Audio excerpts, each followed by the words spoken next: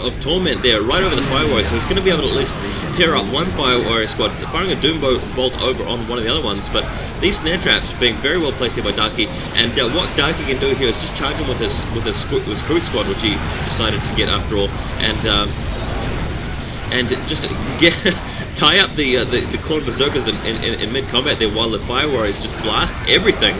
The Crude aren't going to last too long against the Corn Berserkers. The Corn Berserkers very good close combat unit, much better than the Crude, but problem being that the Fire Warriors were firing at them while that was happening. But still, well, very impressed here by this large large group of Corn Berserkers. That may even be two squads. I can't really quite tell.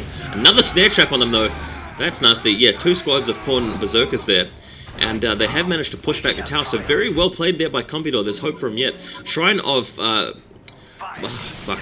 I keep calling it the Shrine. Path to Enlightenment is up now. Path to Enlightenment is up now for Darky, so his squads are going to have leaders, they're going to have grenades, he's going to be able to get the plasma rifle upgrade. So this is where it starts getting really sticky for Chaos. Hopefully Compeador's managed to stave up enough to get to tier 3, and hopefully he's taking to tier 3 while this is happening. He's going to need it to deal with this Chaos force.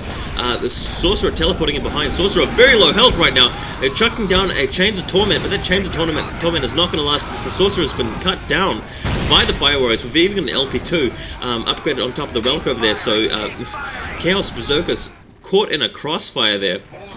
Decapturing the center of the map with a group of cultists, so that's cool, but these Chaos forces here getting cut up.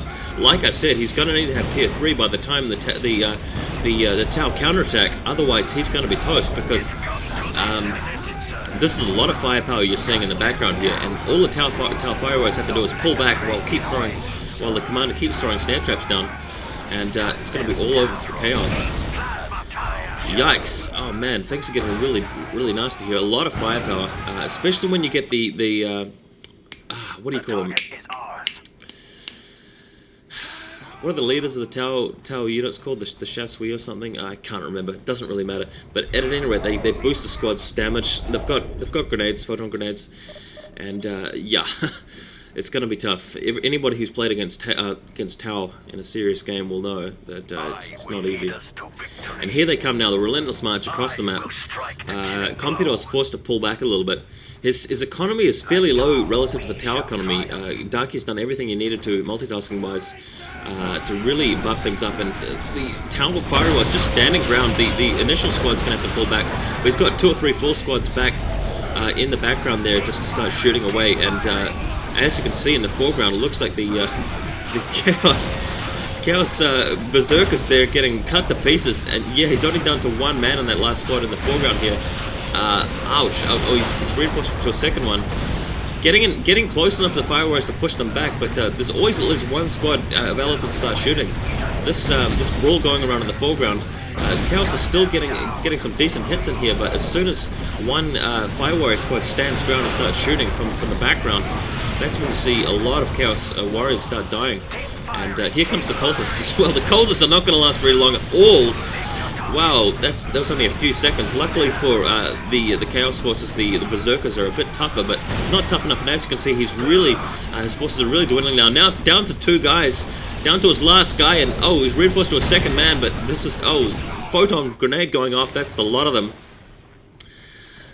Wow, so that is it. We're now on 4 squads of Fire Warriors, starting to reinforce the max with all leaders, and that is probably going to be it. I think we can call it for Darky here, and in fact call the entire series. There's the Kauyon command post up as well, so he's even going to have the Crisis battle suits. And looking at the Chaos base here, I don't know if he's tech to tier 3 in time. And even if he had, would it matter? Even if he got possessed Chaos Space Marines out right now, would it be able to stand up against 4 squads of Fire Warriors? I don't think so. So with that, I think we're ready to call the series 2-1. Yeah, 2-1 to Darky. So Darky will probably be progressing to round of 8, short of a miracle. And Compeador, unfortunately, is going to be dropping out of the VRI. So this has been a cool match. Very interesting though, because it was pretty much 3 brutal matchups in a row. We had Imperial Guard versus Eldar, quite imbalanced in favor of the Eldar in most people's opinion. Then we had Dark Eldar versus Chaos, Dark Eldar has a bit of an advantage, but again, I think it was partly due to Compeador's little lack of experience with Chaos there. And then finally, Tau versus Chaos. Again, Compeador getting a race that he's not too familiar with. Ah, nice battle suit. This is cool. Crisis battle suit coming in to seal the deal. But just to finish my analysis there, this third game, obviously Darky knew what to do with Tau, and I mean, Compeador put in a good showing there with Chaos. His Berserkers were looking pretty strong for a period of time, but he just couldn't overcome. Now, one point that I want to make about the series is that I do think we have the right winner here, despite the brutal matchups, because if you swap the two guys, if you had Darky at game 1 with Darky as Eldar and Compeador as Imperial Guard, I strongly feel, given what we've seen here, that Compeador would have lost and Darky would have won game 1 if he had Eldar instead. But if we'd moved to game 2 and if we'd given Darky Chaos, and if we'd given Compeador a Dark Eldar in that game 2 on Blood River, I think Darky would have stood a little bit of a better chance of taking that game out relative to what we saw in the hands of Compeador with Chaos, or at least he would have had a chance of either scraping a win from that matchup or a matchup where he was Chaos versus Tau. Pure speculation, maybe those guys would like to correct me on the forums, but I do feel that Darky has demonstrated some really good all-round play here.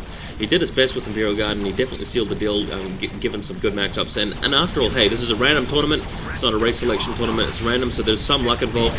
But that's it. Looks like we've got a GG, and Darky is going through the round of 8. Thanks, guys, and thanks, Darky and Compeador.